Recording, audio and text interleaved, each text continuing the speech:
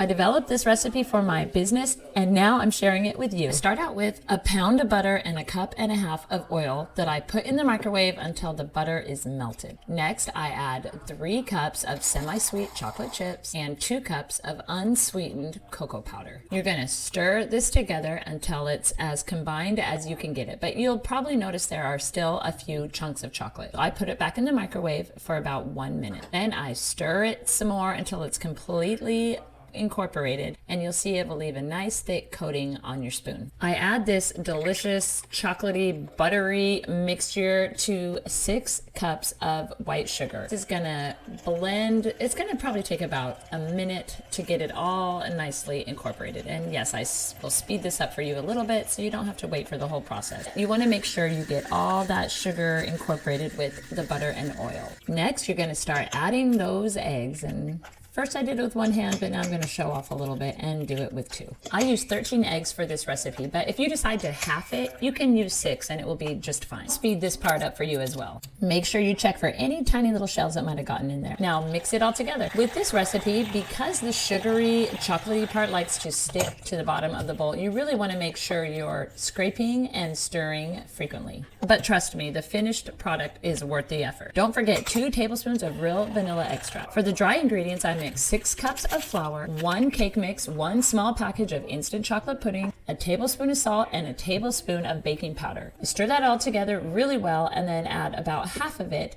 to the wet chocolate mixture. This is where your arm is going to get a little bit of a workout, but like I said before, it's going to be worth it. Now it's time to add a few more wet ingredients. I add 2 cups of sour cream and blend that in. And remember, scraping the bowl and folding that batter is a really important part of this recipe. Because it's so thick, I'm always happy when I get to add more wet ingredients. So next I added a cup and a half of heavy whipping cream and then the rest of the dry ingredients. Now back to mixing.